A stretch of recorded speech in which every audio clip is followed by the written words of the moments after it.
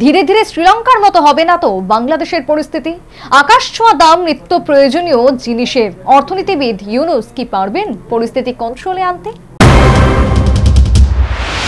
অর্থনীতিতে ইউনুসের পাণ্ডিত্য প্রশ্নের মুখে। ক্ষমতায় আসার পর নিত্য প্রয়োজনীয় জিনিসের দাম বেঁধে দিয়েছিল অন্তর্বর্তীকালীন সরকার।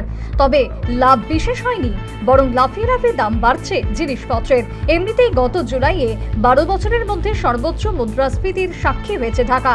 খাদ্য মূল্যস্ফীতিও 13 বছরের রেকর্ড ভেঙে 14% পৌঁছেছে। তার উপর প্রতিবাদ বিক্ষোভের জেরে নিত্য প্রয়োজনীয় জিনিসের সরবরাহে বিঘ্ন ঘটেছে। আন্তর্জাতিক বাণিজ্য বন্ধ হওয়ার জন্য বাংলাদেশের মুদ্রা ভান্ডার যথেষ্ট ক্ষতিগ্রস্ত। এমন অবস্থায় বাংলাদেশের নাগরিকরা ব্যাংক থেকে একদিনে 2 লক্ষ বাংলাদেশি টাকার বেশি তুলতে পারছেন না। ফলে ভাটা পড়ছে ব্যবসায়। ঢাকার সবচেয়ে বড় পাইকারি বাজার কাউরান বাজারের বিক্রেতারা জানান, মার্কিন ডলারের তুলনায় বাংলাদেশি টাকার মান হু হু করে পড়তে থাকায় জিনিসপত্রের দাম বাড়াতে হচ্ছে। এদিকে কেন্দ্রীয় ব্যাংকের তথ্যে দেখা গিয়েছে বাংলাদেশের বৈদেশিক মুদ্রার ভান্ডার 31 জুলাই 20.48 বিলিয়ন ডলারে পৌঁছেছে, যা আগের মাসে ছিল 21.78 বিলিয়ন ডলার। এক লাফে মুদ্রা ভান্ডার থেকে হ্রাস পেয়েছে প্রায় 1.3 বিলিয়ন ডলার। ইলিশ রপ্তানি বন্ধেই ক্ষতি হবে প্রায় 142 কোটি টাকার।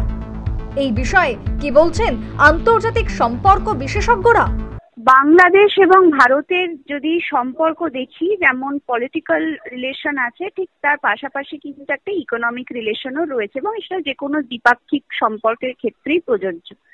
এখন বিষয়টা হচ্ছে যে যদি বাংলাদেশ মানে তার রাজনৈতিক যে স্ট্যান্ড বা যে জায়গায় সে রাজনৈতিকভাবে এই মুহূর্তে রয়েছে, সেই জায়গাটা আমি যদি ধরেও নিই যে সেটা অনেকটাই ভারত বিরোধী, তাতেও কিন্তু যদি বাংলাদেশ আমদানি রপ্তানির যে বিষয়টা সেই জায়গাটাতেও যদি বন্ধ করে দেয়, অর্থাৎ ইকোনমিক বা ট্রেড রিলেশনসটাও যদি বন্ধ করে দেয় বা ফ্রিজ করে দেয়, এটা আলটিমেটলি কিন্তু ক্ষতি হবে বাংলাদেশে। কারণ একটা বিষয় বাংলাদেশের বোঝা উচিত, বা আমার মনে হয় যে আগামী দিনে বাংলাদেশের মন্ত্রীরা হয়তো সেটা রিয়ালাইজ করবেন, যে দক্ষিণ এশিয়াতে ভারতের যে অর্থনৈতিক অবস্থান বা স্টেচার, সেটা কিন্তু যথেষ্ট স্ট্রং, এবং ভারত কিন্তু একটা ভেরি ইম্পর্টেন্ট ট্রেডিং পার্টনার, অন্তত বাংলাদেশের মতো যে দক্ষিণ এশিয়ার রাষ্ট্রগুলো আছে যেগুলো এখনো ডেভেলপিং নেশন, এবং ভারতের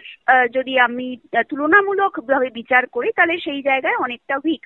সেই জায়গায় কিন্তু ভারতের সঙ্গে ট্রেড রিলেশন বজায় রাখা, এটা কিন্তু অনেক বেশি বুদ্ধিমানের পরিচয় হবে বলে আমার ধারণা, যদি ডিপ্লোম্যাটিক্যালি দেখি।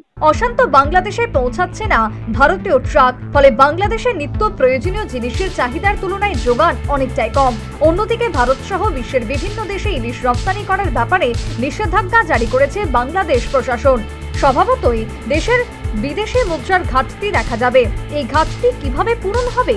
জামাতের সঙ্গে নিয়ে চলা ইউনুস তো অর্থনীতির উল্টো পথে হাঁটতে পারবে না। ফলে যা হওয়ার ছিল তাই হয়েছে। Bureau report, news vanguard.